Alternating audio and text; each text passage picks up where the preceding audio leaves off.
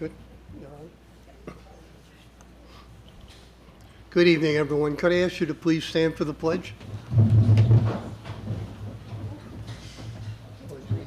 To the flag of the United States of America, and to the republic for which it stands, one nation, under God, indivisible, with liberty and justice for all.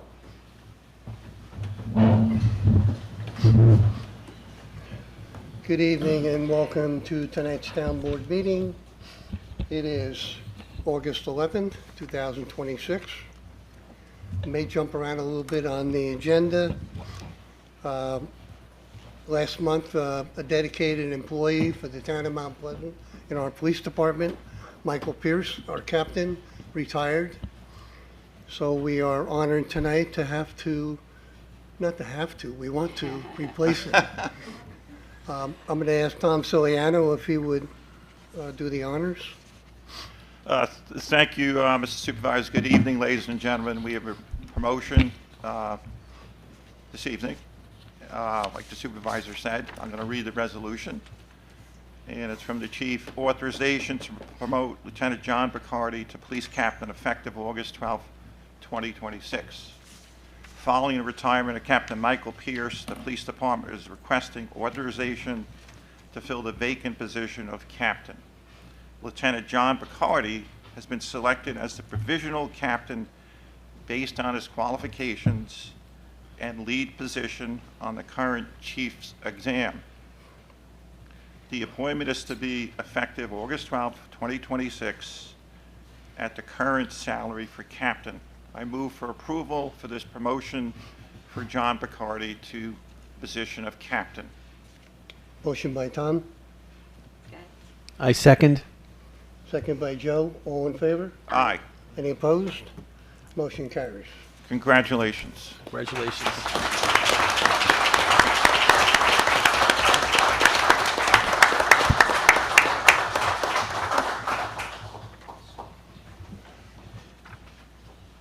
If you thought that was the hard part, wait till you come up and show up for work tomorrow, because he's in for it. Honorable Town Board, thank you very much. Ladies and gentlemen, I'd just like to first say that your police department is working extremely hard for you. We're getting out more information about what they're actually doing. I don't want to scare people, but they are busy every day. They're crushing it, and they're professional, and they're doing a fantastic job.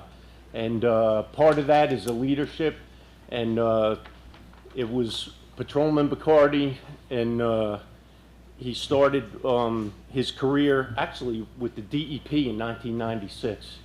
He started with them in February of 1998. He was hired by the Mount Pleasant Police Department. He was assigned to the Patrol Division. In 2018, he was promoted to Sergeant and has done very well in that position. Prior to being promoted to Lieutenant, he assisted with the body cam program and really got that off the ground, which we needed some help with. So he's really proved himself. And as a sergeant, he would come into my office and say, Chief, I got an idea. What do you think about this? And I never locked the door because he usually had good ideas. So he's been a tremendous asset to the department. And based on that, he's topped off all of his promotional exams. And on June 12th, 2024, he was promoted to Lieutenant. In the interim, the chief's exam came up, and he studied for that, and he came in top scorer for the chief's exam. He's while he was working, he decided he was going to go back to school.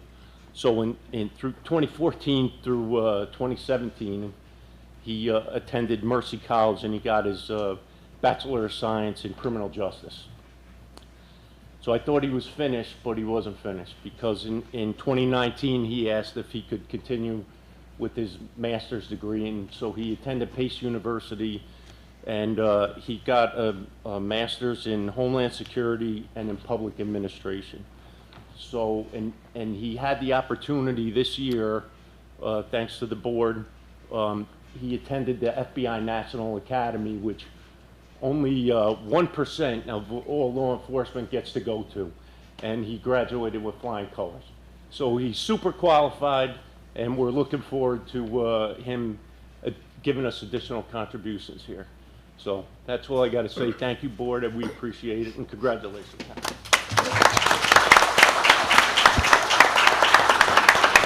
Now we're going to make it official. All you gotta do is me swear you in.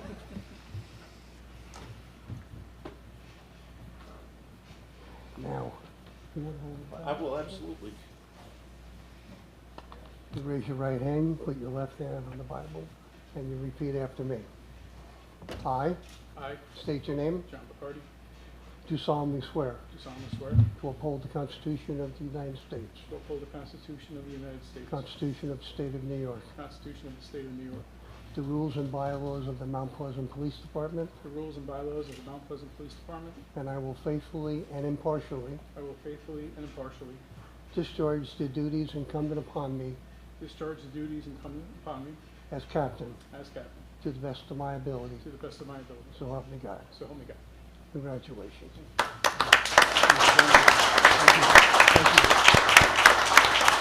have to sign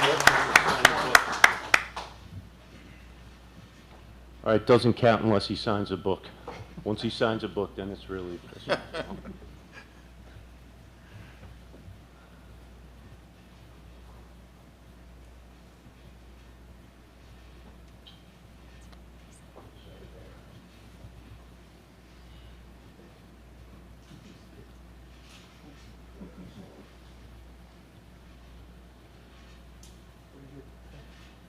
Congratulations again, Jeff. Thank you very much. So we're lucky enough to have John's mom and dad here from Valhalla. If you wouldn't mind coming up, I think you're going to pin him with his new captain shield. Just bring them up.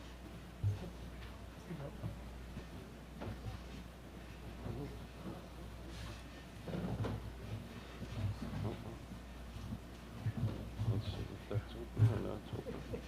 All right, there we go. Okay. All right, Mr. Marty, do the honors, please. Okay.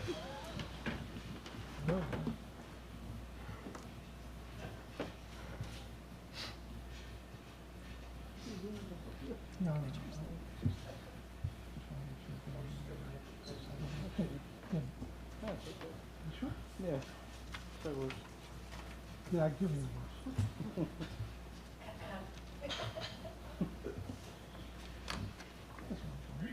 Yeah.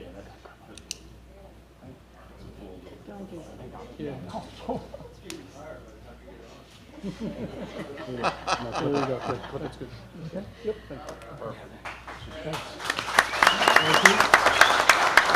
Thank you. Thank you.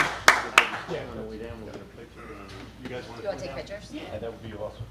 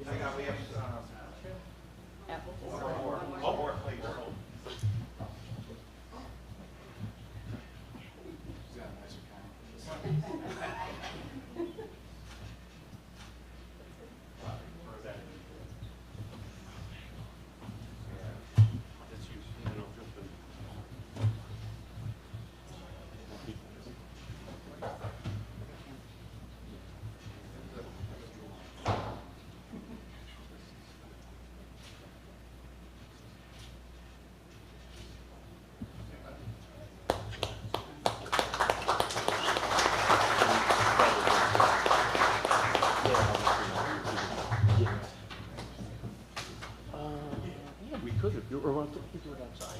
Yeah, thank you. All right, great. Thank you very much. All right.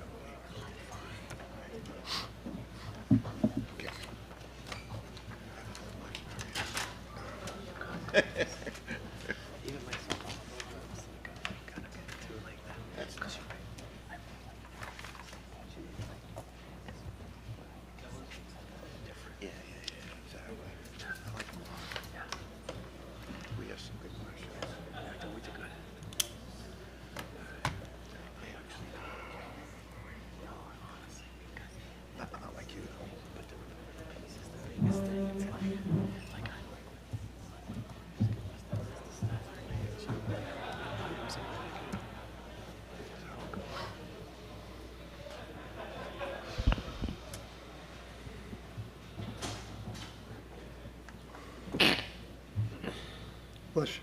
Thank you.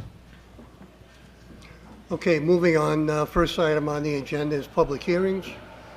Continue the public hearing to amend Town Code 118, Resolution 27326 regarding steep slope protection. Public hearing is open. Anyone who wishes to address the board on this is welcome to do so. We are not closing this public hearing. It's going to stay open.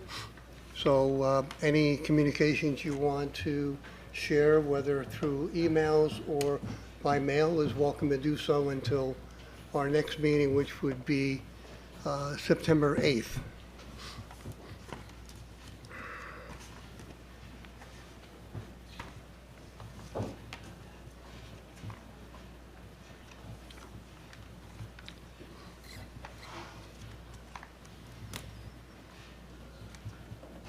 Evening, members of the town board. My name is Peter Close. I represent the Meadows at Briarcliff, which is a pending subdivision before the town planning board at 715 Sleepy Hollow Road, which I'm sure you're aware because my clients participated significantly in the preparation of the town's master plan and have been seeking a subdivision at that location for approximately 5 years. I rise to speak tonight, and I'll send you written comments as well, to request that in consideration of the amendment to the steep slopes law, you include some sort of grandfathering provision for this particular application. The proposed law as written will significantly impact the number of lots, et cetera, that are proposed and already pending before the town planning board. In fact, just last week, the final environmental impact statement was submitted to the planning board, and the comments and the final statements of the town planning board are due within 30 days of that. Obviously, it's my position that my clients have obtained some significant vested rights in their application and process through the town planning, with the collaboration of the planning board, with the collaboration of the master plan, and I would respectfully request that whatever ends up with this law, there is some sort of grandfathering provision included in that, and I will submit a written statement as well. We'll look forward to your statement. Thank you.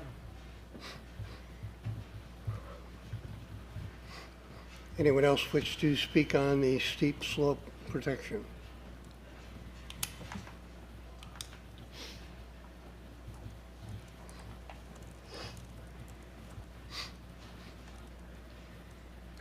I am a neighbor, 748 Sleepy Hollow Road. My name is Maureen Petrie.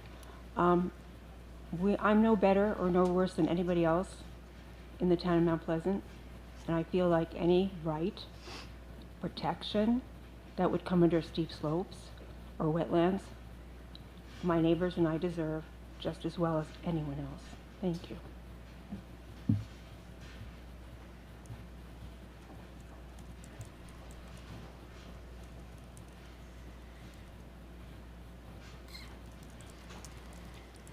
Anyone else wish to speak on steep slopes? Again, reminding you that we're keeping this open. Any information you want to share with the board, you're welcome to do so from now until September 8th, which will be the next public hearing.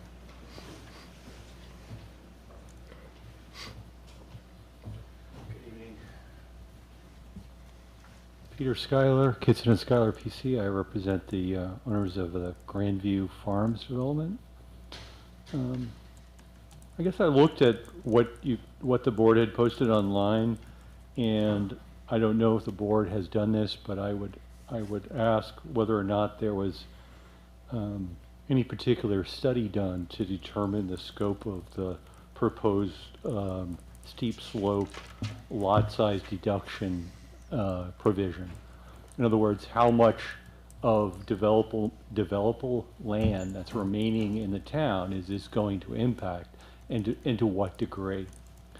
As far as the percentages go, there are three arbitrary steps between steep slopes, very steep slopes, and extremely steep slopes, where just a percentage difference could mean excluding half of the property or half of that area. There's no graduation. And I'm wondering what was really the basis of coming up with those very crude steps that, again, depending on the topography of the land, could have very significant impacts. There's no graduation. And certainly when looking at comparing, let's say, a smaller development and a larger development, they could probably more adversely affect a smaller development. I don't know if, one of the rationales for the board enacting this law is to really address the impacts of large-scale building projects. But there are many projects where there are small subdivisions, where there's 4 or 5 houses, 10 houses. If there's one small area where there's a steep slope, which, that area may be left as a, conservation area, but overall it could have a very significant impact on the rest of the property, including both the number of lots and even going down to a more granular level, the size of the total square area of the houses in each of those lots. So again, without a study to really look at, and maybe that's something that the engineers can do or the building department can do by looking at a gross analysis of the topography, again, of undeveloped land. But how will this really negatively or positively impact the development of these parcels? That's a question I have. Obviously, I would second what Mr. Close said about whether or not this should be applied retroactively, which I don't think the board's going to do. I can't imagine that you would apply it retroactively to applications that are already before the planning board. I mean, that would set us back years and years and probably force us into litigation.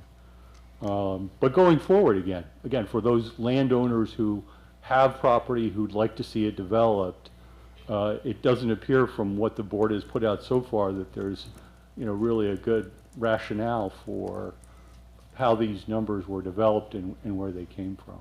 So I would ask that to the extent the board can, that it provide some further support for that. Thank you. Thank you. Thank you.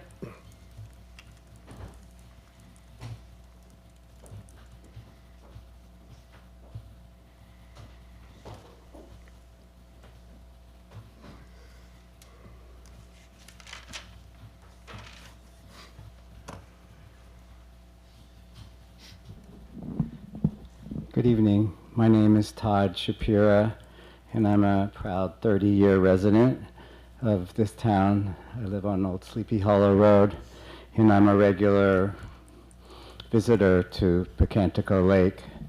And I want to respond to the developer's comments. I think the fact that they've been in this process for 5 years and haven't been able to come up with a qualified proposal that meets the rules and standards required under the FEIS law disqualifies them from being grandfathered and not having to abide by the new rules. The fact that they were just approved with their FEIS means it was rushed through at the last minute in a fraudulent attempt to grandfather them.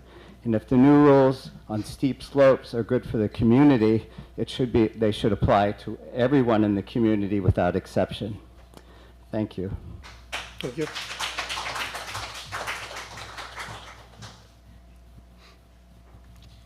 Anyone else like to address this?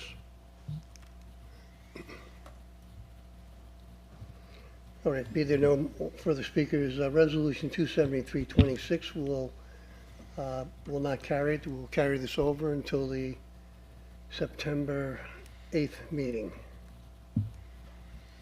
I'll make a motion to keep this public hearing open.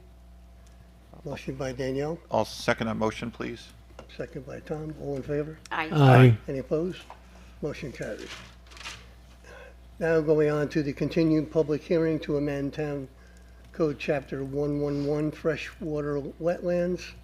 This hearing is now open. Anyone wish to address the board is welcome to do so at this time.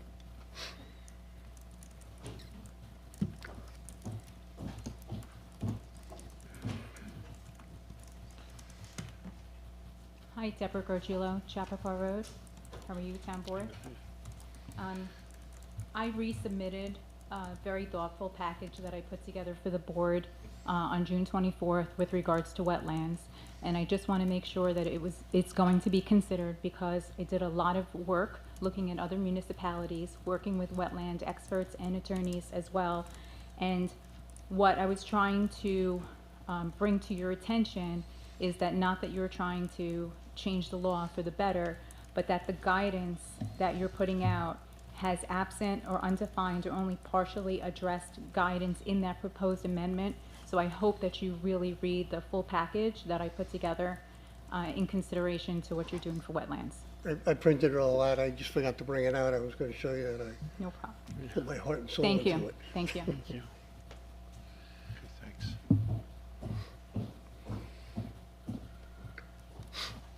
Anyone else like to discuss wetlands? I would just like to reiterate what I said earlier. It's the same issue.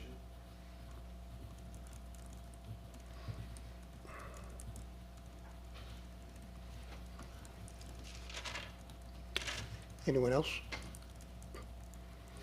Be there no further speakers, entertain a motion on Resolution 27426 to carry this meeting over to September 8th. I'll make a motion. Motion by Danielle, I'll second. second by Joe. All in favor? Aye. Aye. Any opposed? Motion carries.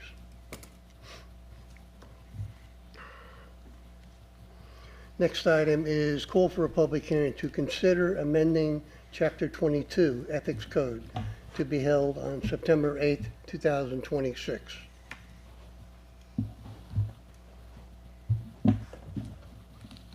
That date works, right? Okay, What's the date? September 8th. I'll make a motion. Oh, I'll second. We all sleeping tonight? Yeah, I know. All right. Motion by These are a Danielle. little- Anybody else awake, Dana? Yeah, yeah. Who seconded it? Joe did. I'll Joe? second it. Yep. Thank you, Joe. Appreciate it. All in favor? Aye. Any opposed? Motion carries. Next item, call for a public hearing to consider amending Town Code Chapter 145 and A224 fees relating to commuter parking to be held September 22nd, 2026. I make a motion, we hold a public hearing to consider the parking fees. I'll second that motion, Mr. Supervisor. Motion by Joe, second by Tom. All in favor? Aye. Any opposed?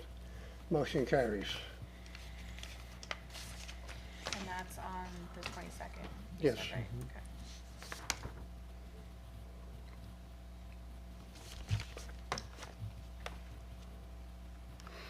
Next item, purchase order 70-26-42, floor repair at the community center, multi-use room. As you know, we have the, it's almost like a rubberized floor in the community center. It's getting older. It needs some repairs.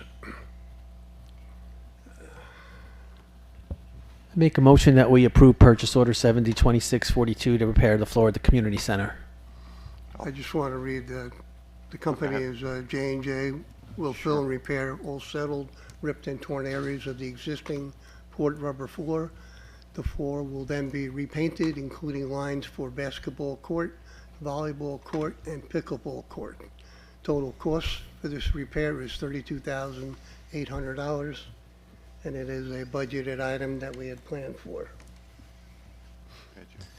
I make a motion that we approve purchase order 702642 to repair the floor. Motion by Joe, Second. second by Tom, all in favor? Aye. Aye. Any opposed? Motion carries. Next item is authorization to renew school resource officer agreements with Mount Pleasant Central School District, Mechanical Hill Central School District, and Valhalla Union Free School District for the 26-27 school year. I'll move for approval, please. Motion by Danielle, Second. second by Tom. All in favor? Aye. Any opposed? Motion carries.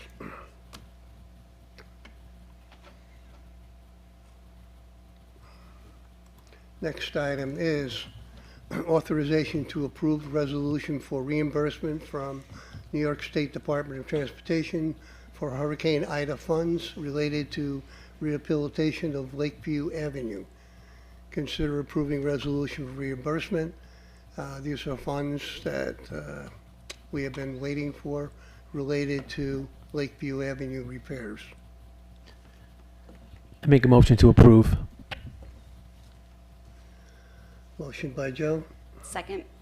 second by Danielle. All in favor? Aye. Aye. Any opposed? Motion carries.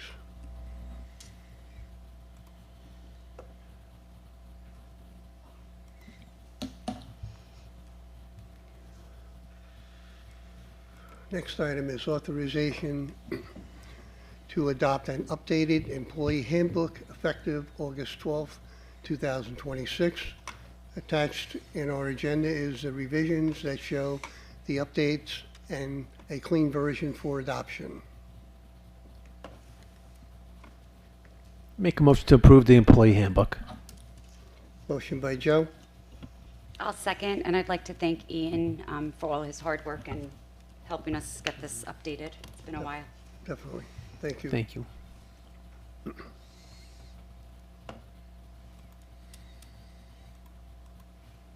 Next item is authorization to close town hall and town offices on September 18th for Records Management Day.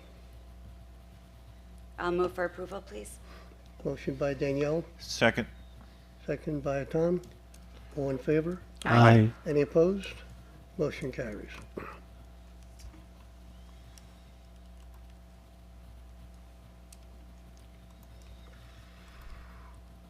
Next, we have authorization to approve street closing permits for Warren Avenue from Frankfurt Street to Lexington Avenue. That is for Maria Leone, September 12th from 10 a.m. to midnight. A rain date is requested for Sunday, September 13th from 10 a.m. to 10 p.m. Next one is Jonathan Batista. Authorization requested to close Greenwood Lane from 38 Greenwood Lane to 30 Greenwood Lane on Sunday, September 6th, 2026 from 3 p.m. to 10 p.m. A rain date is requested for Monday, September 7th from 1 p.m. to 7 p.m. Then for Tony Mall, authorization requested to close Jefferson Avenue from Sherwood Street to Prospect Avenue on Saturday, September 12th from 2 p.m. to 10 p.m. No rain date is requested. A motion for approval, please. Motion by Tom, I second it. second by Joe. All in favor? Aye. Aye. Any opposed? Motion carries.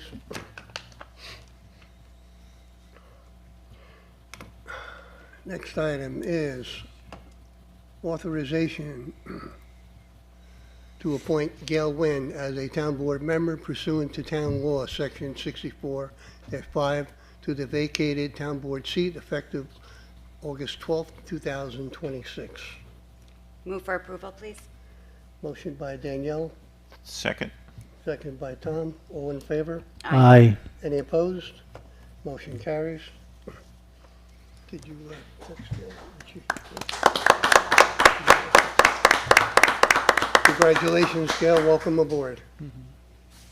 You sure you want to do this? Scare her away.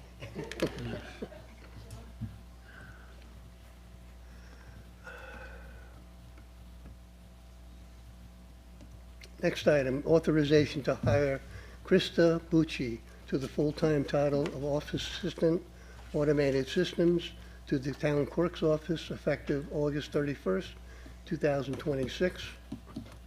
I make a motion we hire Krista Bucci. Motion by Joe, Second. second by Danielle. All in favor? Aye. Aye. Any opposed? Motion carries. Next item is authorization to permit the town supervisor to sign a letter acknowledgement for the issuance of New York State DEP land use permit for the new Westlake Drive. I'm sure we're all happy to get that street open. Make a motion to approve. We accept the new land use permit. Motion by Joe, Second. second by Tom. All in favor? Aye. Any opposed? Motion carries. Our investment report, current rate of interest is 3.5%.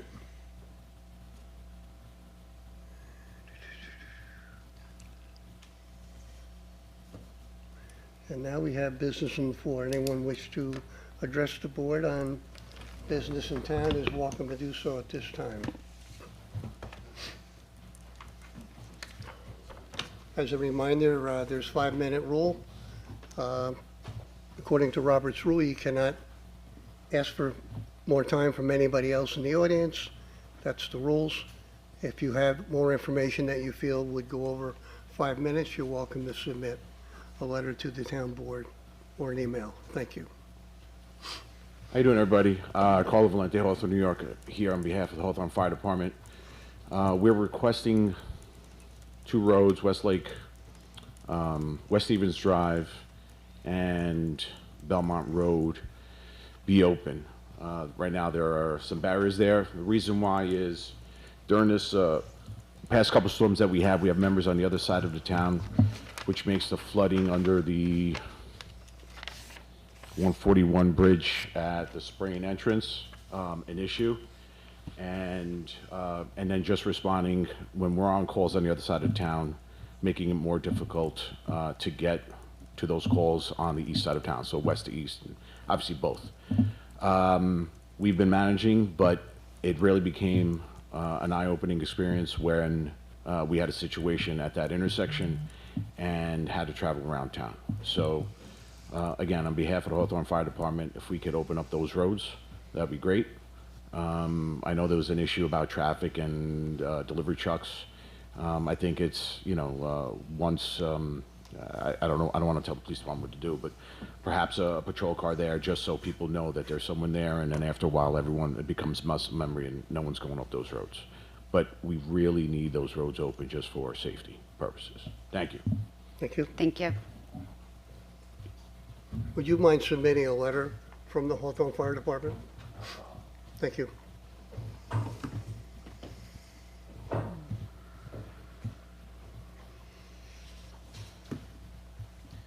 Good evening, Board, Good evening. everyone. I am Ronald Sricklio, resident of Stonegate, and also a member with the Stonegate Park Coalition. I'm here tonight because I know we got a lot of problems in this world, big issues. This may seem like a little issue, but to us it's kind of important. And I would just like to keep it very cordial and friendly and not go on long and being, nasty or anything. But I think what we have here, to coin the movie Cool Hand Luke, is a failure to communicate. We are not communicating properly. This process of alienation of Stonegate Park started a couple of years ago, and the neighborhood people only found out in early spring. It was like late spring is when we found out, and it was just prior to the vote taking place. I made a few scribbled notes so I don't ramble on and try to give some concise, logical, direction of where we were, where we are, and where we're going to go to. What happened then at that point, we had, or you had, thankfully, stopped the vote because there was a big uproar as we were going around. Nobody in the neighborhood knew about it. There was nothing going on. And the Stonegate Park is very important to everyone. Like I said, to everyone there. Might not be in the world, not anywhere else. But up there it has a lot of meaning to the residents, to the kids, to our kids that used it. And, for it to be said that it was an unused portion of the park simply isn't true. So what happens then when you don't get this communication is that you then have, suspicions and questions that arise and end up usually becoming like predetermined conspiracy theories, and it could run all over the place. But just to give a few examples, it just became relevant, or evident, I should say, to us that demo proposals were requested 2 years ago. 2 years ago, and we had a rush a couple of days before to move to not have that vote take place. Here, other questions occur that, board members from Facebook posts, and I won't get into the individuals in particular, but they had listed that there were anticipated sales of this property and actually gave a value of $600,000. Now, I know a lot of developers around here would love to snap that up for $600,000, but that was on the Facebook posting, and I'm not using anybody's name to get involved with that. And also, he had made a good point on the post. This isn't a financial strategy to sell one piece of property and, that's the end of it. It takes away the history and importance of the neighborhood. We also heard off of the record, myself in particular, and again, won't mention any names, but here we go, it was a done deal. Who the hell wants to hear it was a done deal when you didn't even hear about the deal? So done deal, it really isn't a done deal, and I'm glad you held up on it. Also recently, we've seen park closed signs. Now technically, you're not supposed to close the park, it's a state park, and you have to question, and I know you'll get into the safety risks and all, but kids and people still use it to go to the top of the park and also walk those trails back there like my kids did, like I did, and they all did, and was a purpose there. Last week, neighbors had seen men surveying the property. This is after the vote was stopped. They're up there surveying Stonegate property. I don't know if you're aware of it or not, or if somebody is there. And the pavilion had been taped off for reasons, I gather, for safety. And at one point it was stated that it was safe, but it was left to become unsafe. So development hadn't been taking place. Now, unfortunately, this was the most disturbing part of the questions, is when we saw the fast tracking of the alienation of the property to the state of New York. As I read it myself, it was just filled with inaccuracies and outright untruths. When on line number 7, they asked were there any structures over 50 years of age, and it said none. That Danker Pavilion was donated and built for a person 88 years ago. The columns there actually came from the Barnum and Bailey people as a donation from their home to that columns, Roman columns, 6 of them, beautiful. So this was, an outright untruth. So, I can get into more and more things, but I think at this point I'm going to bring it right up to this particular time. We now, if you didn't think it was that interesting, have over 500 signatures on a petition, and I don't know if you're aware of it, 500 signatures in the town of Mount Pleasant to keep this park what it was. This isn't, we don't want to know of this as a bargaining chip, for the Toll Brothers and a swap and a land swap that's going around. Well, these are the conspiracy and thought processes that occur. Because the Toll Brothers, hey, they're a developer, we like development, but in some opinions, they've already taken their toll, But to get to the finish of this point, what we'd like to do is to, number one, set up an agenda night just for this topic and have the people that are all on vacation now that want to come in, really speak about it and address the issues. The second part of it was, I hope you had seen the proposals taking place, 2 parts, for holding off on this alienation and to prevent this in the future. So let's try to have an open conversation if we could get this on the board's agenda to discuss this topic from other people and, really keep this park a park, Thank you very much. You're welcome. Thank you. I just wanted to say something. Last night, myself as one member of the Stonegate Committee participated in the Recreation Commission's meeting. We had a fairly productive meeting. We did get it on their agenda and came up with some ideas of how we might move forward. So look, we'll be looking for some input from the residents, working with the Recreation Department and how we think about what we might want to do going forward. So I appreciate all of your feedback, and I appreciate everybody jumping in and the signatures and all the work you've done as concerned residents. Well, can we get an agenda meeting for this topic in particular here? Well, basically, this topic is stopped. We are not moving forward with anything on Stonegate Park. The only thing we're going to look at now is getting a price for making the pavilion safe. We got to get an estimate on that, see what's involved with that. Because there are concerns about, the engineer looked at it, building department looked at it. So we want to, number one, make sure it's a safe structure, that's all. Right. Of course, we all want that. And just to clarify, Toll Brothers had absolutely nothing to do with this. Right. And to clarify, I said it could be just floating conspiracy theories. Yeah. This is what happens when you find out a month before that the vote's taking place. This is what bubbles and, comes up, and I don't want it, believe me. I just want a peaceful life. I'm retired now, I don't need to be involved with that. The world's blowing up all over the place. We're trying to take care of it. I agree with you 100% on that. And that's what we want.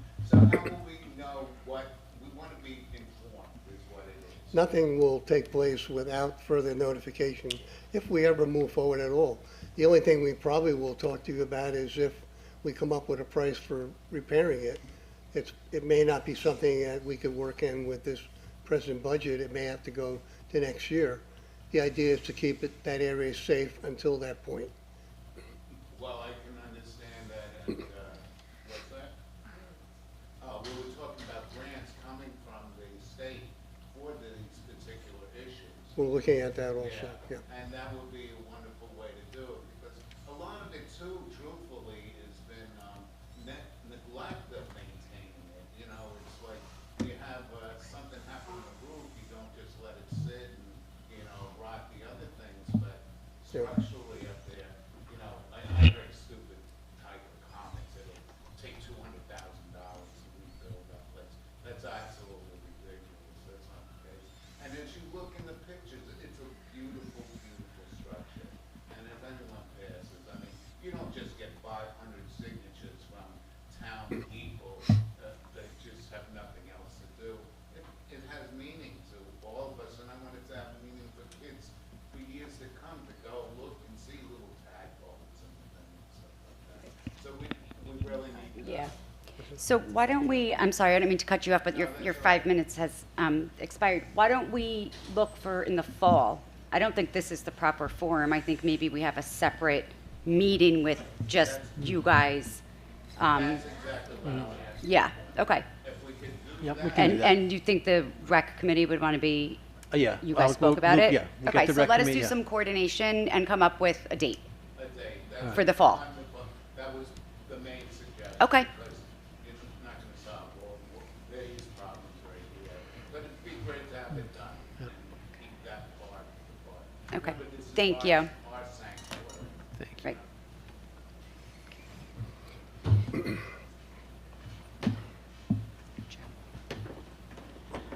I'm addressing you on a different topic. I'm Todd Shapira. I live at 429 Old Sleepy Hollow Road. I think this is a no-brainer for the board and an easy one. So I've been a very happy recipient of your annual gift of compost every year, and every year I take a truckload of it.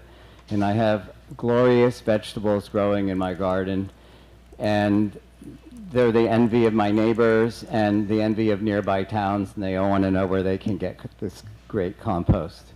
So it never occurred to me that there would be an issue with it until some of the issues came up this year with other dirt piles in the town. And I just wanted reassurance. I grow food in this compost, and I just wanted reassurance from the town that it's safe, because I give food to neighbors, I give it to a food bank, a restaurant in Terrytown takes it, and I wouldn't want to give anyone food that's growing in compost that hasn't been tested and that potentially has contamination issues. I did send a letter to Mr. Benquit in the town saying just what I just said. He said, well, if I'm not confident, don't take the compost next year. That's fair, but I have vegetables growing in it now. So all I'm requesting from the town is, one, to know whether it's been tested, and if not, could you test it? And secondly, Mr. Benquit said that the compost is also distributed to commercial enterprises. So it would be good to know who's getting it and whether or not it's safe. Thank you. That compost is not from Claybird Lane, not that all the materials at Clayburn have any kind of problem, but this is from the leaf site over in Pecanico. Yes. The compost, and according to DEC, they don't even test that because all it is the breaking down of leaves over time that makes the compost. So there's nothing added to it. All they do is turn it until it breaks down. So when it comes steaming, but there's almost always debris in it. And so I've assumed the debris is because when people drive by leaf piles, they throw their Coke cans in it or whatever. And that would be, in my view, a minor contamination, not a major risk. But since the town has been dealing with other issues, and there were dirt piles near this leaf compost pile, there weren't? Okay. It's separate. Well, my request then is, would you just try to make sure that it's safe, and if there's any question, could you test it, please? I use it, so I'm still around, but I believe that it is, but maybe to make everybody feel better, maybe we'll do a test on that anyway. That would be nice. Thank you. Thank you.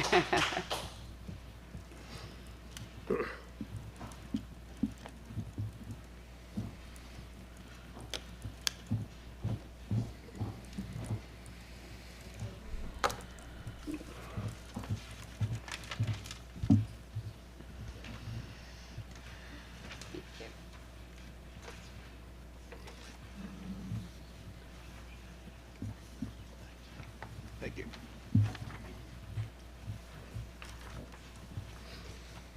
Good evening, Mount Pleasant Board and residents. My name is Patty Rallis. I live at 491 Old Chappaqua Road. Thank you for allowing me to have the opportunity to speak this evening on behalf of our community. For over 12 months, now the neighbors have attended town board meetings to discuss Claybird organic waste and mulch site.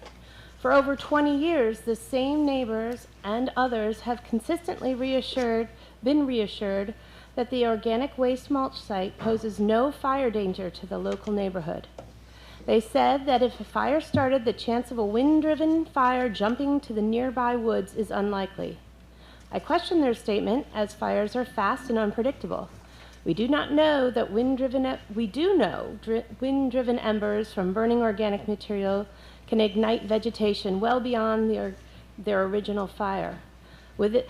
With this summer's prolonged heat and the presence of the massive wood piles on the east side of this site, it is reasonable for residents surrounded by the woods and wetlands to remain concerned. You'll see the picture here. This was taken today. See all that is within yards of the woods.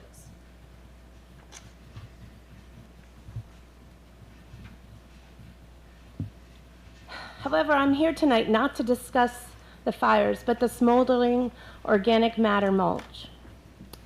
Those in the room who also recently experienced the smells and saw the effects of the Western U.S. and the Canadian wildfires, please raise your hands. Now, who in this room enjoyed the smell of the burning, irritability in their throats, or the headaches it caused? Well, each time Claybird Lane organic waste mulch site is smoldering, that's what the neighbors are privy to. Smoldering organic waste and compost piles present documented health environmental hazards. Unlike flaming fires, smoldering fires undergo incomplete combustion, releasing significantly higher concentrations of toxic gases, fine particle matter, and bioaerosols directly into the surrounding environment. For those of you who don't know, bioaerosols are the airborne particles of concern related to composting organic waste and mulch. These particles, or microbial plant or animal origin, and may be called organic dust. They include live or dead bacteria, fungi, viruses, allergens, bacterial antitoxins, and other toxins. Using satellite imagery and hospital records, researchers have found a link between smoke from organic waste fires and an increase in hospital visits for symptoms of heart failure, as well as respiratory problems relating to asthma, COPD, pneumonia, and bronchitis. They also collected samples of smoke and found that the particles worsened indicators of lung and heart disease in mice to a greater degree than the same amount of particles collected after the fire was controlled. In conclusion, I know many of us who live near Claiborne moved to town for its serene atmosphere. Most people driving down that road say it's like being in Vermont. They didn't even know that part of Briarcliff existed. But we're unable to enjoy being outside when the piles smolder. While flames are not always visible, the smoke still affects our ability to enjoy our homes, open our windows, spend time outside, and simply breathe clean air. We're here trying to educate everyone. We don't all know everything, and we don't expect the town board to know everything. But these little things that we are living with on a daily basis, we need help taking care of this situation. So it may not be a fire, and we've come here and consistently people have said, well, it's not a fire, but it's the smoldering that's just as bad, if not worse, as I have found. So please, we need to do something about it. Is it worth the risk of the people in the neighborhood to have this over the convenience of having a mulch site in a residential neighborhood? Thank you. Thank you.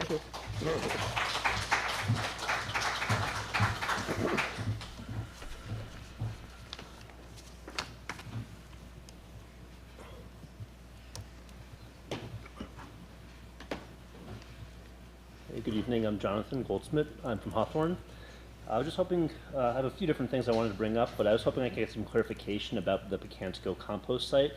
Are we really sure that it's only leaves that are there? Because I know in the fall when I put out my bagged leaves, I also put brush next to it, and everything looks like it goes in the same organics recycling truck. I'm assuming that all goes up to Pecantico, or does Highway sort that out? The leaves, I believe the leaves and like small branches can be composted in with that. It's organic material. Okay. I mean, the permit says that it's only leaves. It didn't say any brush. That's why I'm curious to know if there's something that happens at some point where... DEC didn't mention any leaves, I'm sorry, sticks, the last time they were up there, which was just a couple of weeks ago. Okay, just a question, right? The other thing I want to ask about, is, or not really even ask about, but really think, is that I know at the last board meeting I did bring up if we had sufficient oversight at the compost and mulch facilities. I know we got some DEC violations, I think maybe a week after that. But I was also happy to see that the board was starting to discuss risk management and compliance at that working session that followed. I was hoping that the board could share with the residents some information about the new risk management and compliance processes, as well as open up discussion of the public to ensure that we have the most robust risk management and compliance strategy as possible. We're following all guidance by DEC. I'm specifically asking about risk management and compliance in a conversation opened up to the residents. So beyond what the DEC is asking for. Can we speak about it as a agenda item? I don't have anything on risk management right now on that, no. Look, we are in the process of hiring a new controller, all right? And this is a big part of the conversation is how do we improve some of this risk management? And he has some wonderful, we just interviewed him today, all right? And it sounds like there's plenty of places we can go to improve. And we did talk about being able to communicate this better to the residents. So I guess this is one of these things, you will be seeing a lot more of this over the next few months. Okay, I was just asking if we could have a more open discussion in a public general board meeting, right? That's what they asked. I also want to bring up that recently I was informed by a resident of this town who goes to Carroll Park a lot that they encountered a dead fish at the pond. It was also around the time that there were some signs up about algae treatment going on. Obviously, those signs said, the pond's not going to be safe. However, those signs have since come down, and I don't think there's really any signage that says, if that pond is safe or not safe, if you can swim in it, if you can fish in it. I think it would be helpful if the town installed some permanent signage to say, what is safe or what isn't safe in that pond. I think it says no swimming, doesn't it? I was there the other day, and there never was been a able to swim massive there. snapping turtle. The thing Yeah. must have been 12 pounds. There's a ton of them Yeah. in Probably killed the fish. Yeah. there. Right, or a raccoon. The raccoons go and fish them out too. There's nothing that they would put into that water that's not approved for fish or Right. for people. Yeah, but I think there should just be signs that tell the residents, what is not safe or what is safe about the pond, right? Well, If again, we would not put anything in there that would be unsafe, but if there's some signage that we could get, I mean, those Well, fish look that at- are in there, you wouldn't fish them out and eat them. I I don't mean, that's fish. just common sense. right? So I don't really know, but not everyone will know, and it's always a good thing to have a sign that Right. would say, very clearly, like, you shouldn't do these things, or these things are prohibited. I think there's usually signs that say, like, don't feed the wildlife, right? There's a reason for that. we got stop signs. We that do have people some ignore. signs down there. I'm gonna go look tomorrow. I know. Yeah, There are I think some there's probably, signs down there. the opportunity to have some more signs, That park's right? been here So- forever. There's always been signs. Do people swim there? No. No. Right? Would you? Right. But there could always be a sign that says don't swim. It Yeah. doesn't It's exist, right? common sense, but okay, we'll look into the Yeah. signage. I had one other question regarding the ethics board. I was hoping that there could be some clarification on what were the requirements to receive an interview for the ethics board, because I've heard from residents that they've applied, but only heard that their resume was received, but didn't receive an interview. We interviewed, We had 18 applications. We're filling only 3 seats right now. The board chose 5 to interview, and of those 5, we chose 3. We were not going to interview 18 people. Okay, well, it just wasn't clear as to what the requirements were to get an interview. It just Oh, I think said it I was think you on had the- to be a It was resident. on the, yeah, okay. Well, thank you. Thank you.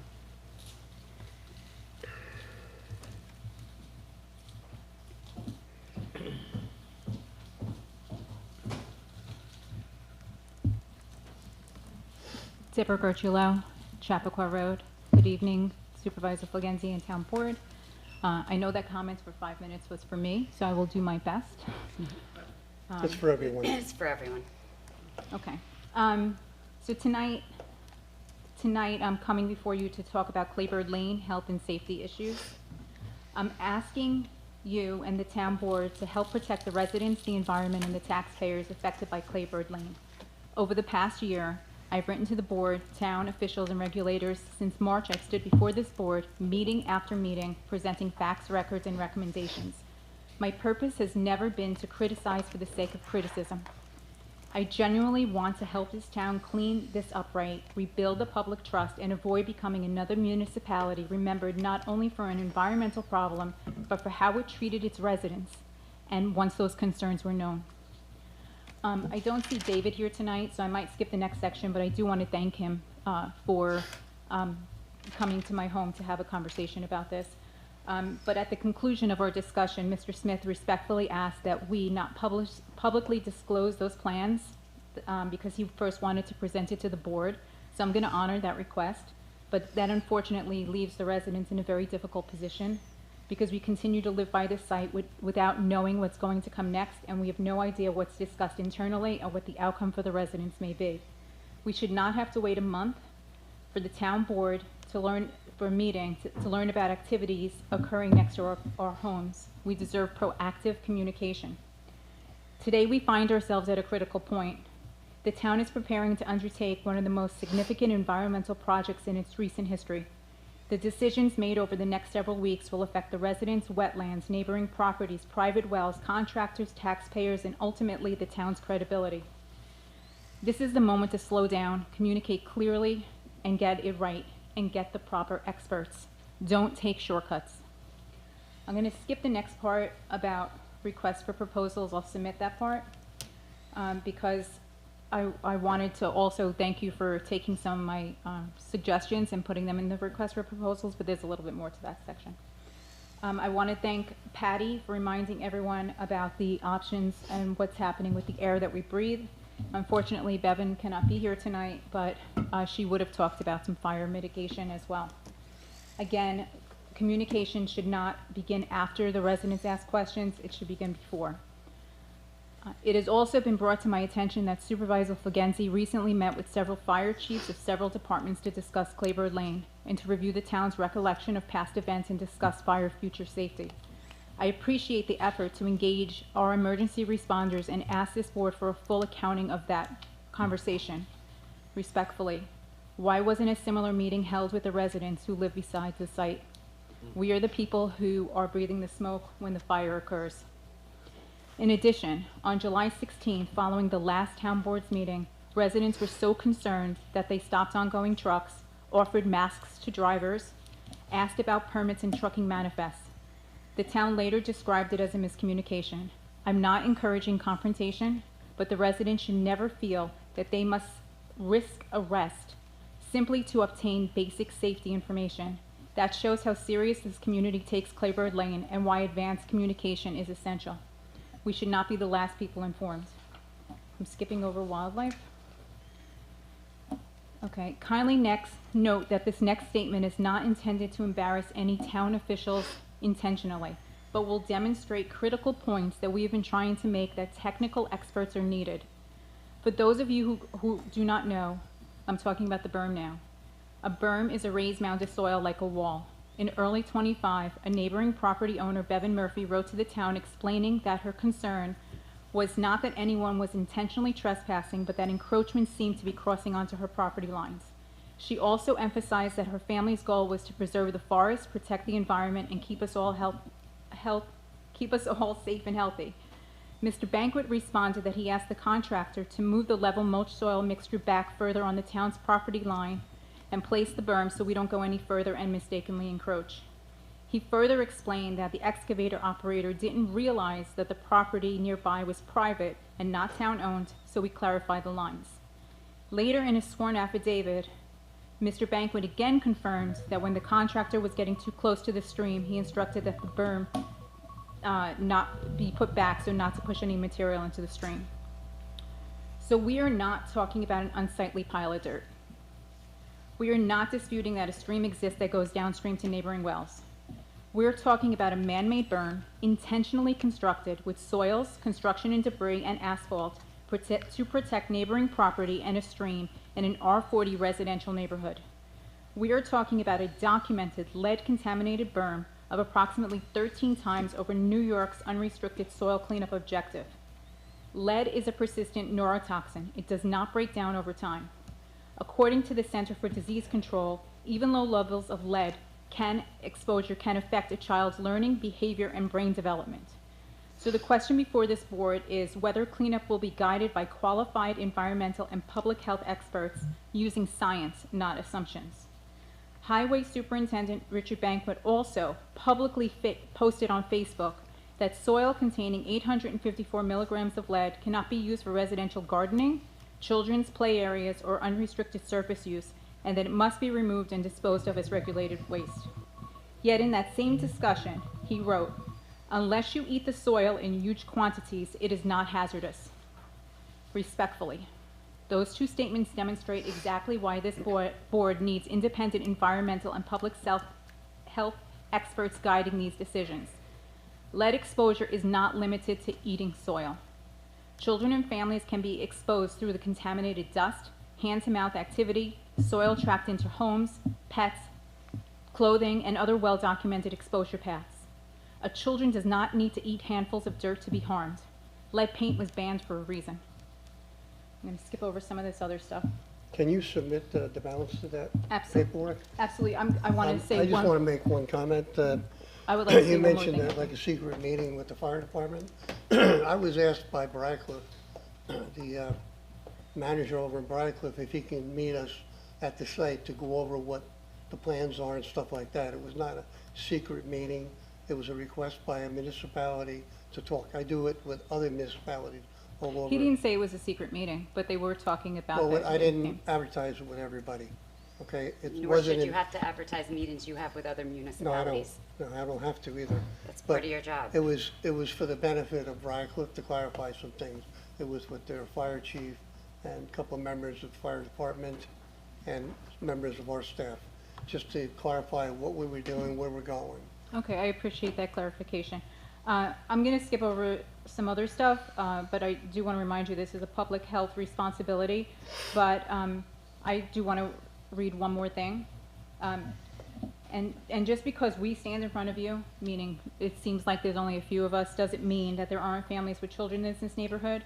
We're here to protect the community and the members of it. So I would like to close as if I'm advising you as a public relations consultant, not as a resident. And I would recommend that you post the following statement on the town's website, and I will read it publicly. The recommended public statement for the town website, a message from Supervisor Carl Fugenzi. Concerns surrounding Claybird Lane, the Cantico compost facility, the Loza property, and other town-owned sites have understandably raised questions within our community. To our residents, I want to say this. You deserved better communication from your town government. Whether you have lived next to these sites, attended town meetings, or submitted questions, or follow these issues with concerns, we recognize that many of you have felt unheard and frustrated. For that, I am sincerely sorry. Ongoing legal proceedings and regulatory reviews do not prevent us from acknowledging your concerns or committing to do better. As supervisor, I accept the responsibility that comes with serving this community. Our responsibility is not only to maintain town property, but to earn and preserve the public's trust and make our residents feel safe.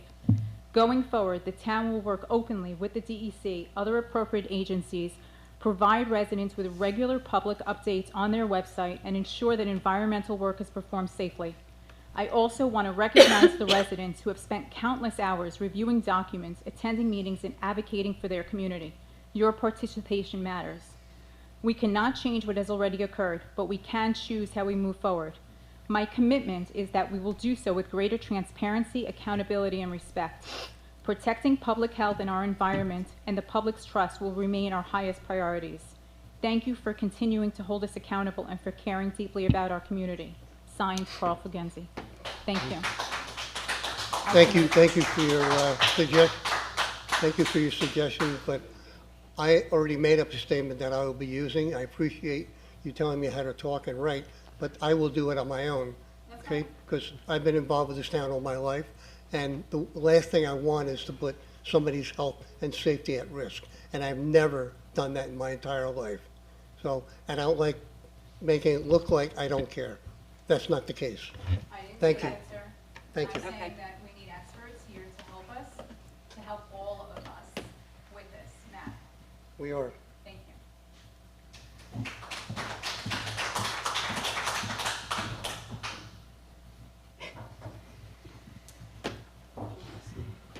Yes, please.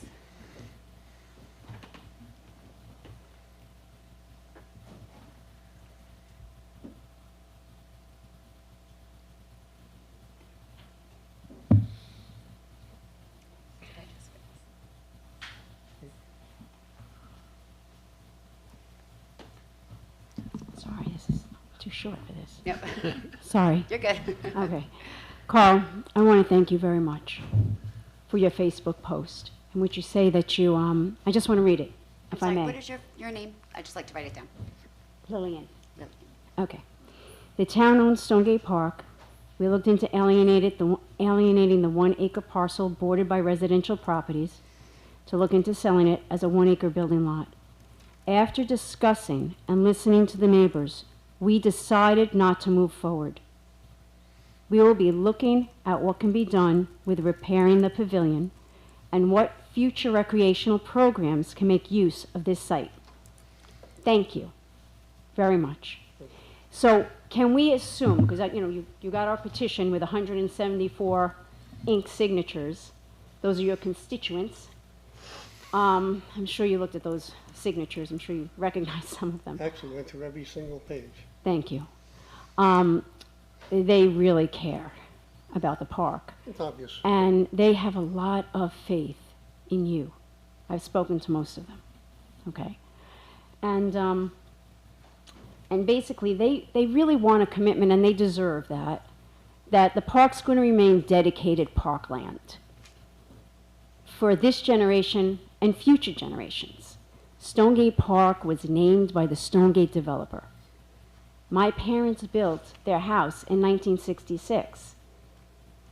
One of the first people in Stonegate. And the developer had that park named after them. That's why it's called Stonegate Park. So it's been there for many, many years. And it's a very important part of our community. Now, the question I have with repairing it, okay, what I researched, and I spoke to Olivia Holland at Historic Preservation of New York State, was if we can get an eligibility application going with her for the pavilion, because it's the Denker Memorial Pavilion, and it was dedicated in 1938 to the Wartburg Orphan Farm School.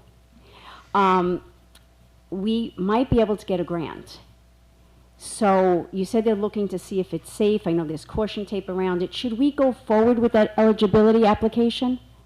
Definitely. We're already looking at grants anyway, but Okay. I asked the Recreation Department to look into that. Okay, We so- will push forward, but I'd appreciate anything you have Yes. that could help expedite that. Right, so I have a lot of history. So I can add that to the eligibility application. And I've already spoken to Olivia Holland, I know Joe did too, and she's waiting for it. So, I mean, maybe the town could back us up with that, and it could be from the residents and the town, so it's super strong, and maybe they'll give it some extra consideration. But I think it would help. So we can go forward with that. Definitely. Great, thanks, Carl. I can't guarantee what the next generation may do, but I can say that I feel comfortable that this board will not want to move forward with anything to alienate that park. Thank you, Carl, thanks so much. Thank you for doing all that research. Oh, for you're welcome. handling. Thank you very much. Thank you.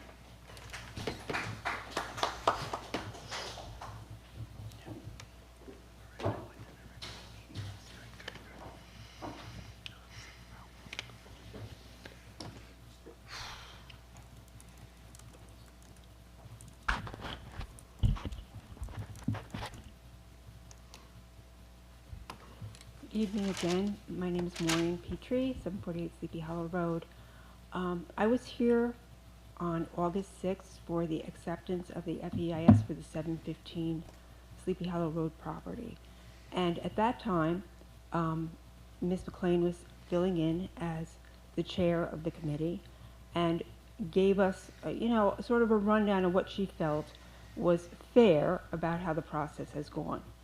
So I was quite taken back when I was in a grocery store and someone approached me and said that they had, read an article about what had happened and was very surprised that she was the chair for that evening or even reviewing the application because she lives with a person who was the surveyor for the project. And this person felt that, I should mention it about why she hasn't recused herself from the project. I won't use names, but this person has also been very vocal on Facebook as a proponent of the project. Two concerns. One, we should not be reviewing the work of our significant others as part of a public review of an application.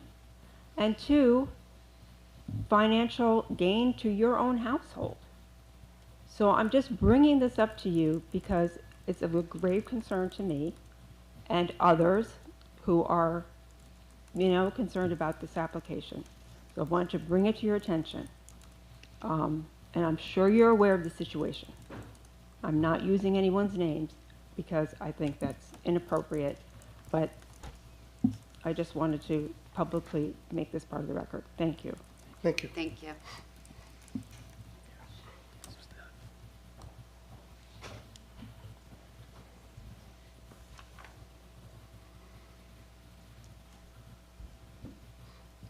Anyone else like to speak? I have to admit, I learned a lot from this couple right here about history, about Stonegate Park, and I appreciate you giving me that information. The orphanage and everything else was something, the house is still there, that was the orphanage. It's a residential now, but it's similar to what it was way, way back. But it was very interesting, and I think that all made us all think twice about making any changes to that area. So I thank you for that. So the park will remain a park. And we're gonna have like big bands come in there and play. Yeah.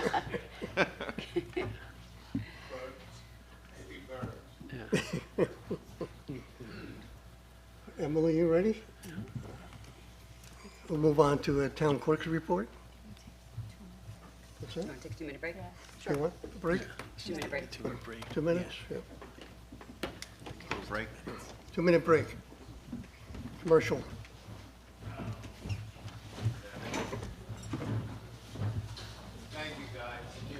Thank you. It took me everything.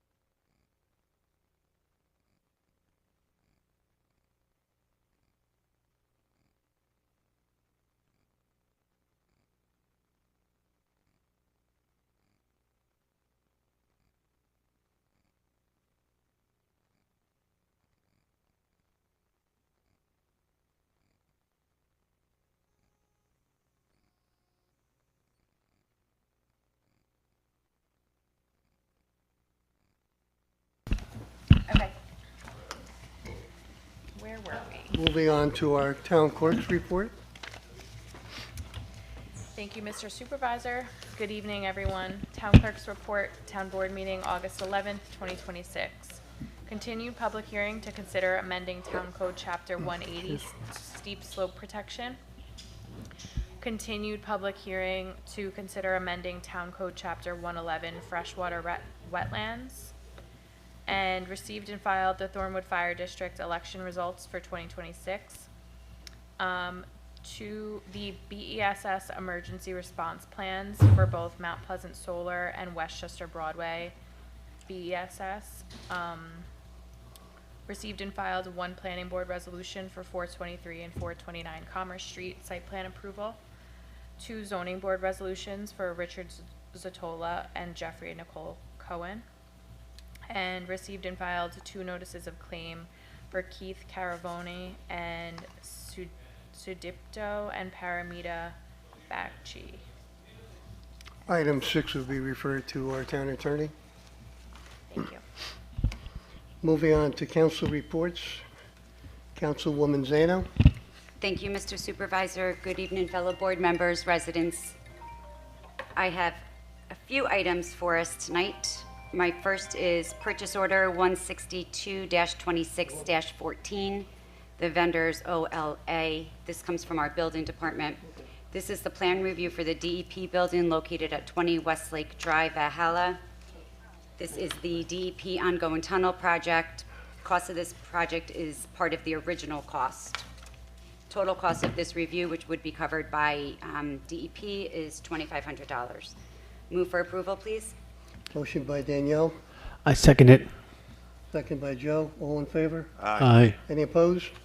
Motion carries. Next item is purchase order 830-26-07.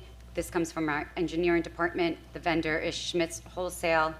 Authorization is requested to amend PO 830-2607 to reflect the original bid amount of $12,522.16. This was the original lowest bidder, but was as several similar bids for water material. The wrong amount had been put on the original PO, so this is just to correct that. The original PO was for $5,447.14. This is for, the drains. So again, the vendor is Schmitz Wholesale Incorporated. This total cost is $12,522.16. I'll move for approval, please. Motion by Danielle, Second. second by Joe. Joe. All in favor? Aye. Any opposed? Motion carries. My next item is purchase order 144-26-03. This comes from our engineering department. Vendor is DLT Solutions LLC. This is the renewal of our AutoCAD engineering software. It's an annual subscription for a single user. There's also a government single user renewal for maintenance. The software is utilized for all the design and infrastructure work that our engineering department does. Total cost is $5,491.06. I move for approval, please. Motion by Danielle, Second. second by Tom. All in favor? Aye. Any opposed? Motion carries. Next item is purchase order 50-26-08. This comes from our highway department. This is for Clove excavators. This is the 2026 milling and paving operations that we had budgeted for and work completed to date. Total cost is $375,930. Move for approval, please. Motion by Danielle, Second. second by Tom. Yep. All in favor? Aye. Any opposed? Motion carries. Just a note, there was 8 streets completed on that one. My next item is Resolution 288-26. This comes from Rich Banquet, Highway Superintendent. Authorization to release bond for street opening permit 6377. The work has been completed and the road restored to the highway superintendent's satisfaction. Street opening permit again is 6377, name Prospero Equipment Corporation. Bond amount is $48,400 for work performed on Irvington Street in Pleasantville. Move for approval, please. Motion by Danielle, Second. second by Joe. All in favor? Aye. Any opposed? Motion carries. My next item is Resolution 289-26, again from Rich Banquet, Highway Superintendent. This is authorization to release bond for street opening permit 6448. Again, the work has been completed and the road restored to the Highway Superintendent's satisfaction. Please forward to the Office of Comptroller for release. The name is Precision Field Testing, bond amount $10,000. This is for work performed on Sleepy Hollow Road in Briarcliff Manor. Move for approval. Motion by Danielle, Second. second by Tom. All in favor? Aye. Any opposed? Motion carries. Resolution 290-26, again from Rich Banquet. This is authorization to release performance bond for street opening permit 6465. The work was completed on Sunset Drive in Thornwood in the amount of $15,000. The work has been completed and the site fully restored to the highway superintendent's satisfaction. Again, bond amount was $15,000. Move for approval, please. Motion by Danielle, I second it. second by Joe. All in favor? Aye. Any opposed? Motion carries. Next item, Resolution 291-26, Rich Banquet, Highway Superintendent. This is authorization to deposit bond for curb cut permit 1527. A check covering the bond amount has been forwarded to the Office of Comptroller for deposit in the escrow account until the work being performed under the bond is completed and the road restored to the superintendent's highway satisfaction. Curb cut permit 1527, name Susan Katz. Bond amount is $5,760, and the work will be performed on Warren Avenue in Hawthorne. Move for approval. Motion by Danielle, Second. second by Tom. All in favor? Aye. Any opposed? Motion carries. My next item is Resolution 293-26. This comes from David Smith, our town engineer. Authorization to remove 7 Oak Hill Circle, Pleasantville, from the county's Sawmill River District. The homeowner located at 7 Oak Hill Circle is requesting to be removed from the county Sawmill Sewer District. Requesting removal from the Westchester County Sanitary Sewer District. Westchester County Department of Environmental Facilities has provided towns with the following criteria. Once all satisfied, they can be removed from the sewer district. The property must be 40,000 square feet or greater. The nearest public sanitary sewer main must be greater than 100 feet from any point of the property line. The property can not have been subject to action by the Westchester County Department of Health within the past 5 years. As far as the town is concerned, they have meet the above criteria, but subject to confirmation of criteria number 3 by Westchester County, the town recommends removal of this property from the county sewer district. Move for approval. Motion by Danielle, Second. second by Joe. All in favor? Aye. Any opposed? Motion carries. That holds true for the next two, right? Yes. Same thing. Jeez. My next item is, but they really making me work tonight. I'm gonna have to talk to them. You got a lot. My next item is Get overtime. Resolution 294-26. This is similar to what I just read, again from David Smith, town engineer. This is authorization to remove 9 Oak Hill Circle, Pleasantville, from the county Sawmill River Sewer District. The office is in receipt requesting this removal. The County Department of Environmental Facilities has provided the towns with the following criteria. 1, the property must be 40,000 square feet or greater. This property is 72,309 square feet. The nearest public sanitary sewer main must be greater than 100 feet from any point of the property. There is no sanitary sewers in the immediate area of this property. The property cannot have been subject to the action by Westchester County Department of Health within the past 5 years. As far as the town is concerned, we are unaware of any Department of Health actions, but until Westchester County approves that, the town recommends removal of this property. Move for approval, please. Motion by Danielle, Second. second by Tom. All in favor? Aye. Any opposed? Motion carries.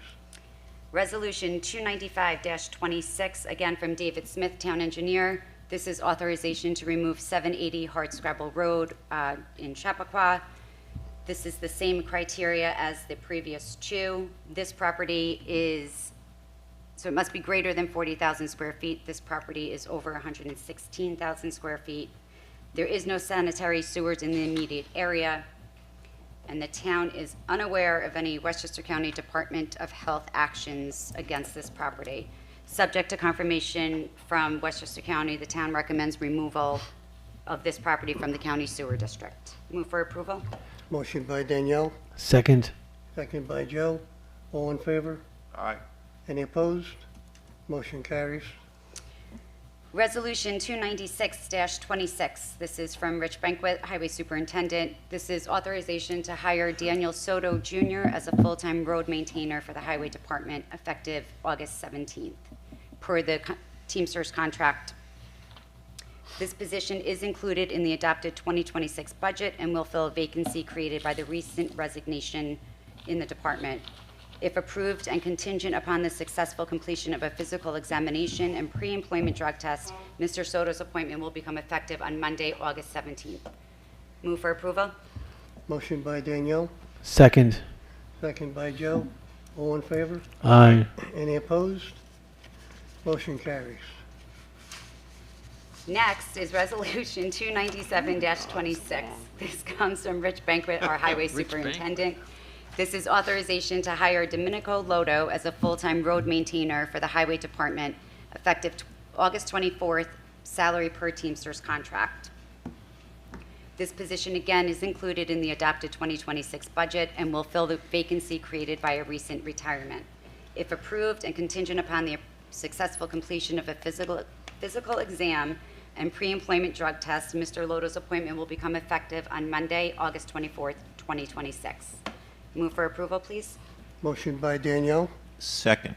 second by Tom. All in favor? Aye. Aye. Any opposed? Motion carries. Resolution 298-26, again from Rich Banquet. This is authorization to promote Roberto Juraz to motor equipment operator, MEO2, at the Highway Department, effective August 12th, 2026, per Teamsters contract. He meets all qualifications and requirements for the MEO2 position. This promotional opportunity became available following the recent retirement of Pete Spano and the subsequent hiring of Daniel Soto as road maintainer. Mr. Juraz's salary increase will be in accordance with the current union agreement. If approved, this promotion will become effective Wednesday, August 12th, 2026. Move for approval. Motion by Danielle, I second it. second by Joe. All in favor? Aye. Aye. Any opposed? Motion carries.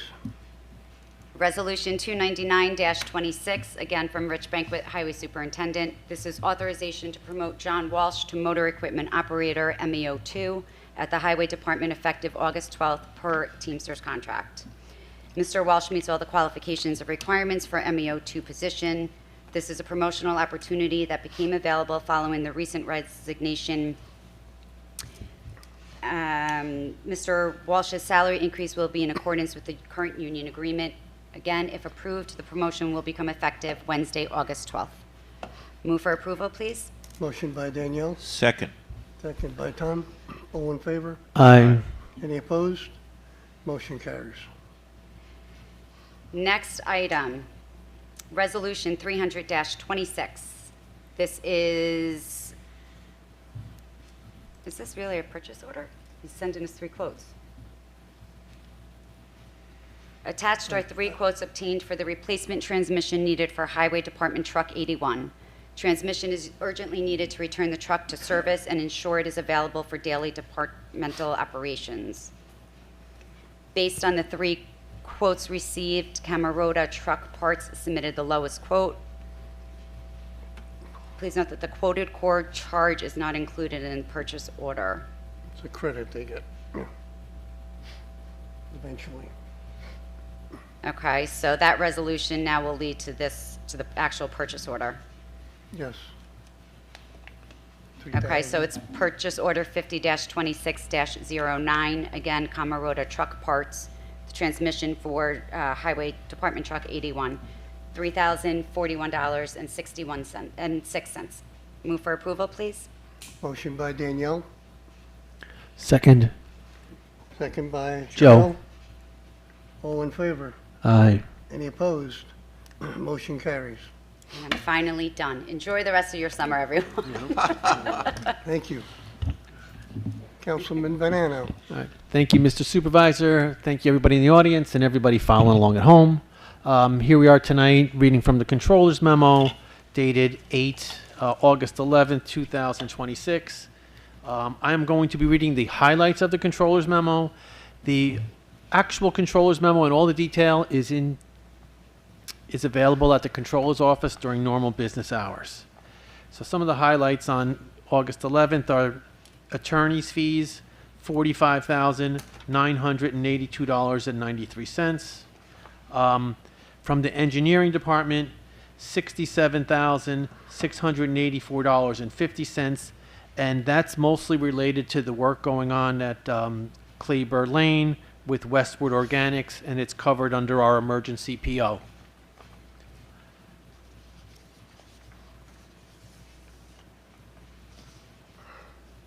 From the Central Data Processing Department, $46,055.78. That's going to Tyler Technologies, and what that actually is the Munis software that the Controller's Department uses. That is our licensing and software fees for the year. So that's the software that the Controller's Department uses, and our new controller will be using it, and he has a lot of experience with it.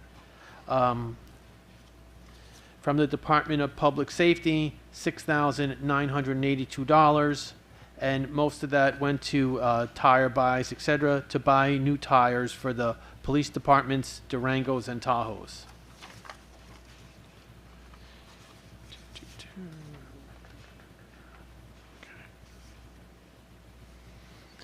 The next item is from the Capital Building and Improvements, AquaWorks. All right, $143,797.51, and that comes out of a capital project to replace the water main at Old Farm Hill Road. The next item is on traffic improvement. It's Verde Electric. The amount is $63,659.49, and that is to replace the traffic signal at Columbus and Stevens. The next item, again, it's covered under a capital project.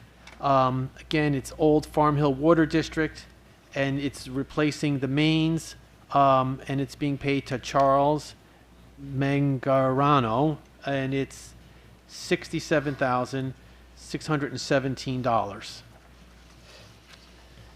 Those were the major items on the August 11th Controller's Report.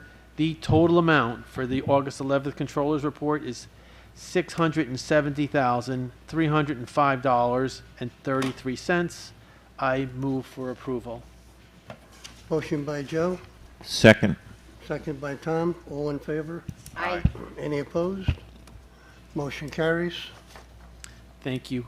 Next, I have from the Controller's Office some departmental budget transfers.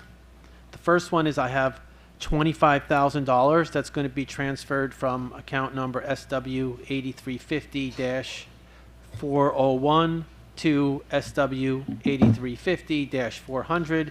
It's the amount of $25,000, and what this is being done is we're moving this from the contracts line to the supplies line for this project.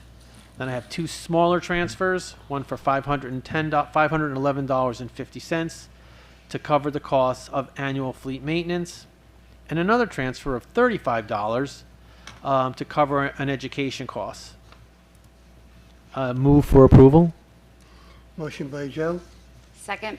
second by Danielle. All in favor? Aye. Any opposed? Motion carries. All right. Now, what I have next is a tax refund for property tax, all right? and I'm going to read this. The refund is due to the Toll Brothers purchase of the land at the Legion of Christ Church. Now, that was formerly tax exempt. So when Toll Brothers bought it, they bought the whole piece of property and they paid taxes on the whole piece of property. Subsequently, a portion of that property was donated to the New York State DEP, so we had to subtract that portion. So we actually owe them a refund of $112,000 and 862 cents. Okay, let's start this again. $112,862.34 is the amount of the refund. I move for approval. My understanding is that DEP property will still be paying taxes. Yes. Yeah. But Question is who Toll paid it? Brothers is not Toll going to be Brothers paying this, paid yeah. it, they shouldn't have been. Yeah. Yeah, just to clarify too, this was exempt. Yeah. Then it went on the roll, so we got the money, I think it was like 390,000 or something they paid in all the taxes, but that had to be reduced because the Legion still owned it until they sold it, so the next roll, DEP will pay. So yeah, so just to clarify, right? So It was a timing issue. yeah, it's a time. So Toll Brothers, when they bought it from the Legion of Christ, which was not being taxed at all, paid about $400,000. Yeah, something like that. Now what's happening is there's a portion that's going to go to the DEP for $112,000. They're going to pay that portion. Okay, yeah, they are, okay, Yep. good. Yeah, I know we've been going back and forth All on right. this, but, okay, good. I'm assuming that's correct. Thank you. Yeah, A lot I of think people it depends think on that when the DEP bought They it. think it's exempt. Yeah, no. So the DEP DEP, pays yeah, the tax. DEP No, has their it. DEP's paying, there was a timing issue of who would pay it. This is all extra money because it was all exempt. Yeah. before. Yeah. It's not extra money. But it's money that we Money never we- got yeah, before. Yeah. All right. Move for approval. Motion Yeah, by let's Joe, get that over, Second. Yeah. second by Tom, all in favor? Aye. Any opposed? Motion carries. Thank you. Councilman Soliano. Thank you, Mr. Supervisor. My report is from the Police Department. Congratulations to Captain Picardi. And special thank you to Captain Pierce, who retired. He did a great job, served for 29 years. He was an exceptional officer. We wish him success in his retirement. We have two items for you this evening, ladies and gentlemen, from PD. The first one is a purchase order number 30-26-13. This is from Goosetown Communications. This is for an Eventide logging recorder. I spoke to the chief today. The logging recorder is when a civilian calls in to report an emergency or an incident, everything is recorded for legal purposes or if it has to be subpoenaed or for an investigation. So it's a big part of what PD does, and it's important that we have it. And the cost is $4,050. I ask the board for a motion of approval, please. Motion by Tom. I second. Sorry, Joe. It's good. Was that a tie or? I would can give give it it to to Joe. Danielle. All right, Danielle, you got it. All right. Tie goes. All in favor? Aye. Any Aye. opposed? Motion carries. Thank you. The second item, Mr. Supervisor, again, a purchase order from PD, number 30-26-14, from Concept Seating. This is an important chair that's used by PD 24/7, 365 days a week. It's a high back chair, color black item. The cost is $1,694.13. That includes the shipping. Again, this chair is used 24/7, 365 days a week. And I ask the board for approval, please. Motion by Tom, I'll second it. second by Joe. All in favor? Aye. Any opposed? Motion carries. I thank you. Have an excellent evening. Thank you so much. Town Attorney, I don't believe we have anything We do tonight. not. Our scheduled meetings, our next work session is Tuesday, September 1st at 7 PM. Our business session will be Tuesday, September 8th at 7 PM. If there be no further business, I would entertain a motion to adjourn. So moved. Motion by Tom, Second. second by Joe. Thank you. Meeting adjourned.